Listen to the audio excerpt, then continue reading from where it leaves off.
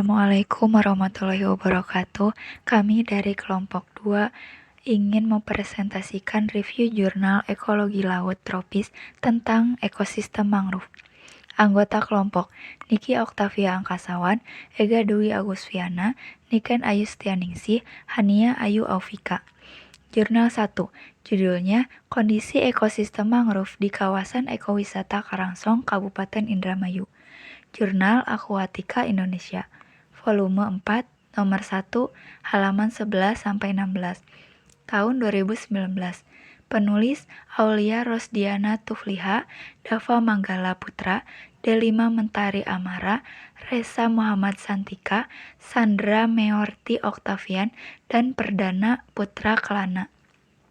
Jurnal 2, judulnya Studi Kondisi Ekosistem Mangrove dan Produksi Detritus di Pesisir Kelurahan Lolawaru, Kecamatan Moramo Utara, Kabupaten Konawe Selatan. Jurnal Manajemen Sumber Daya Perairan, volume 1, nomor 4, halaman 439 sampai 450. Tahun 2016. Penulis Muhammad Tang, Andi Irwan Nur, dan Muhammad Ramli. Tujuan: pada jurnal pertama bertujuan untuk mengetahui kondisi ekosistem mangrove dengan menggunakan metode Transect Line Plot. Dan pada jurnal kedua bertujuan untuk menganalisis tingkat kerusakan mangrove, laju dekomposisi serasa mangrove, dan produksi detritus terhadap tingkat kepadatan mangrove. Pendahuluan. Kedua jurnal tersebut membahas tentang ekosistem mangrove dan upaya rehabilitasi mangrove di daerah pesisir. Ekosistem mangrove memiliki fungsi ekologis, yaitu sebagai daerah pemijahan dan daerah pembesaran. Selain itu, mangrove juga mempunyai fungsi ekonomis, yaitu dimanfaatkan untuk menjadi daerah ekowisata yang dapat meningkatkan pendapatan masyarakat dan menggerakkan roda ekonomi wilayah sekitar. Namun saat ini kerusakan ekosistem mangrove di Indonesia, termasuk ekosistem mangrove di Karangsong, Kabupaten Indramayu, dan ekosistem mangrove di Kelurahan Lolawaru yang telah mengalami kerusakan yang tinggi dikarenakan beberapa faktor. Di antaranya yaitu adanya alih fungsi lahan menjadi tambak, meningkatnya pemanfaatan sumber daya alam, dan perubahan terhadap lingkungan hidup yang menyebabkan ekosistem mangrove terganggu. Sebagai upaya pengurangan laju ekosistem mangrove, maka perlu dilakukan rehabilitasi ekosistem mangrove, misalnya seperti yang dilakukan kelompok masyarakat Karangsong, yaitu dengan cara menanam mangrove secara bertahap di muara Sungai Song. Lokasi dan waktu penelitian pada jurnal pertama, penelitian dilakukan di kawasan ekowisata mangrove Karangsong, Kabupaten Indramayu, Jawa Barat. Penelitian dilakukan pada bulan Agustus tahun 2018. Lokasi pengambilan sampel dilakukan di 3 stasiun berdasarkan waktu rehabilitasi dan keterwakilan wilayah pada kawasan ekowisata mangrove Karangsong. Sedangkan pada jurnal kedua, penelitian dilaksanakan di pesisir Kelurahan Lalowaru, Kecamatan Moramo Utara, Kabupaten Konawe Selatan, Provinsi Sulawesi Tenggara. Penelitian dilakukan selama 2 bulan, yaitu bulan Februari sampai bulan Maret tahun 2016.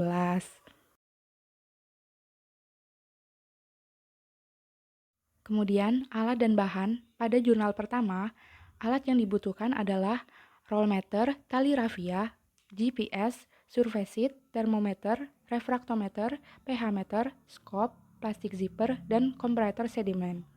Sedangkan bahan yang dibutuhkan ada vegetasi mangrove, sampel air, dan substrat. Kemudian, pada jurnal kedua, alat yang dibutuhkan adalah liter trap, liter bag, ember, planktonet, termometer, refraktometer, dan pH meter. Sedangkan bahan yang dibutuhkan menggunakan mangrove dan sampel air. Metode penelitian. Pada jurnal pertama, penelitian menggunakan pendekatan kuantitatif, di mana pengambilan data kondisi ekosistem mangrove dilakukan dengan menggunakan metode Transect Line Plot atau disebut TLP. pengukuran kualitas air dan pengambilan contoh sedimen menggunakan metode grab sampling. Pengamatan substrat dilakukan dengan menggunakan skop yang kemudian dimasukkan ke dalam plastik zipper dan dibandingkan dengan komparator sedimen. Kemudian seluruh data yang terkumpul dianalisis dengan metode deskriptif.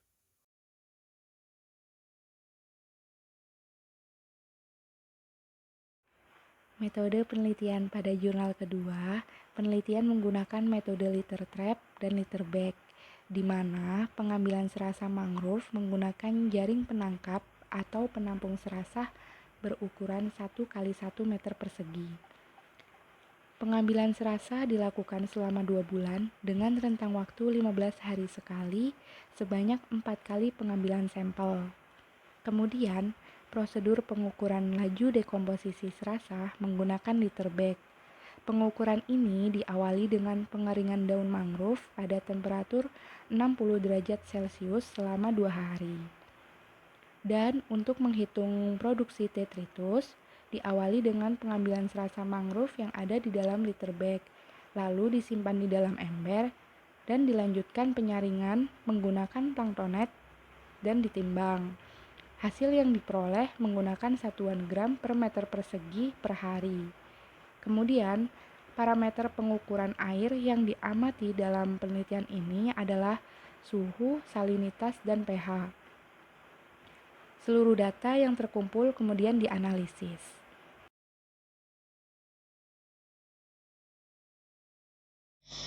Oke, selanjutnya ada hasil dan pembahasan. Pada jurnal pertama, jenis mangrove yang ditemukan pada lokasi penelitian kawasan ekowisata mangrove Karangsong sebanyak 2 jenis, yaitu Avicennia marina dan Rhizopora mucronata. Pengukuran vegetasi mangrove menggunakan 3 kategori, yaitu pohon, pancang, dan semai. Berdasarkan hasil penelitian, hanya terdapat 1 jenis mangrove kategori pohon, yaitu Avicennia marina, yang terdapat di kawasan ekowisata mangrove Karangsong. Avicennia marina terdapat di seluruh stasiun dengan kerapatan sebesar 633 individu per hektar pada stasiun pertama, 366 individu per hektar pada stasiun kedua, dan 100 individu per hektar pada stasiun ketiga. Kerapatan pada kategori pancang tertinggi terdapat pada stasiun pertama dengan nilai 8.533 individu per hektar. Pada stasiun kedua terdapat 2 jenis pancang, yaitu Avicennia marina dan Rhizopora mucronata, yang masing-masing memiliki nilai kerapatan 400 individu per hektar dan 4.666 individu per hektar. Kerapatan pada tingkat semai tertinggi terdapat pada stasiun 2 dengan nilai 260.000 individu per hektar. Menurut Nursal, tahun 2005, tingkat regenerasi mangrove yang terbaik ditunjukkan dengan kerapatan jenis pada tingkat pancang lebih dari 240 individu per hektar, dan pada tingkat semai lebih dari 1.000 individu per hektar. Jenis Avicennia marina pada kategori pohon memiliki nilai sempurna pada seluruh stasiun. Avicennia marina merupakan jenis mangrove pionir yang digunakan untuk rehabilitasi dan biasanya terdapat pada bagian terdepan atau terdekat dengan laut pada ekosistem mangrove. Hasil pengukuran parameter kualitas air dan tipe substrat pada lokasi penelitian. Suhu air pada lokasi penelitian berkisar 26 sampai 27 derajat Celcius.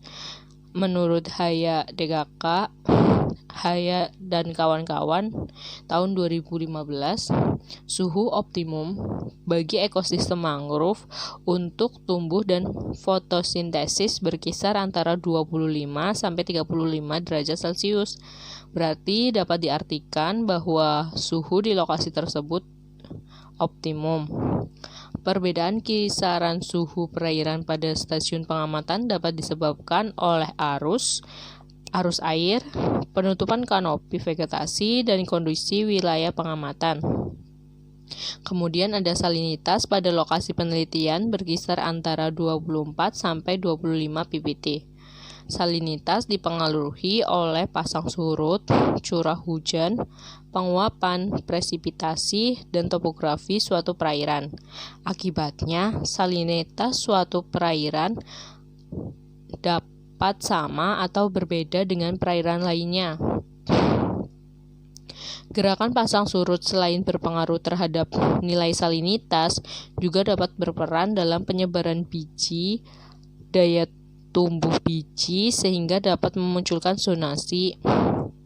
Avicennia marina mampu tumbuh pada salinitas mendekati 0 sampai 90 ppt menurut Buchhofer tahun 2018. Kemudian ada nilai pH pada saat pengamatan berkisar antara 6,67 sampai 7,14. Kisaran pH tersebut relatif netral dan dapat mendukung pertumbuhan mangrove. Nilai pH baik untuk mangrove itu berkisar 6,5 sampai 8,5. Lokasi penelitian memiliki tipe substrat berlumpur. Tipe substrat berlumpur merupakan substrat yang baik bagi Avicennia marina dan Rhizopora mucronata.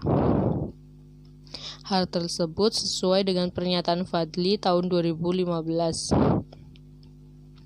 bahwa jenis mangrove dari genus Avicennia memiliki korelasi yang erat dengan substrat berlumpur, dan Rhizopora mucronata merupakan jenis mangrove yang dapat tumbuh dengan baik pada substrat yang berlumpur tebar.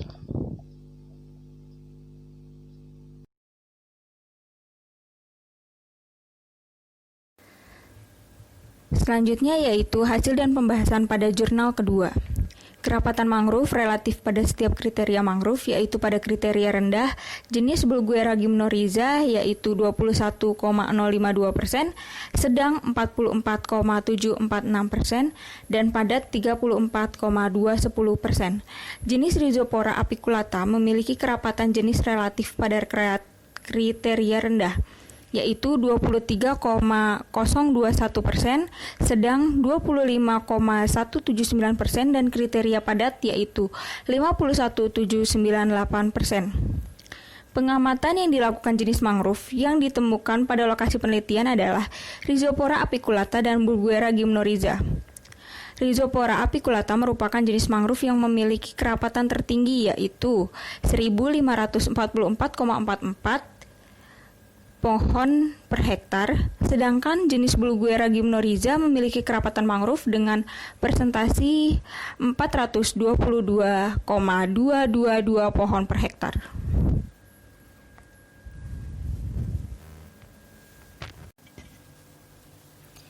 Nilai laju dekomposisi serasa mangrove yaitu pada kriteria rendah 0,112 gram dengan presentasi serasa yang mengalami dekomposisi sebesar 3,677%. Pada pengamatan kriteria mangrove sedang 0,106 gram dengan presentasi serasa yang mengalami dekomposisi sebesar 3,598%. Dan pada kriteria mangrove padat yaitu 0,110 gram dengan presentasi serasa yang mengalami dekomposisi sebesar 3,535%. Sedangkan jumlah total nilai presentasi kecepatan dekomposisi serasa daun selama pengamatan per 15 hari yaitu 0,328 gram per hari dengan presentasi serasa yang mengalami dekomposisi sebesar 10,811%. Berdasarkan hasil pengamatan yang dilakukan produksi detritus berdasarkan kriteria kepadatan mangrove pada ekosistem mangrove pesisir di Desa Lolawaru, Kecamatan Moramu Utara, dapat dilihat bahwa nilai rata-rata produksi serasa yaitu 0,160 gram per meter persegi per 2 bulan, 1,599 kg per hektar per 2 bulan, dan 9,6 kg per hektar per tahun.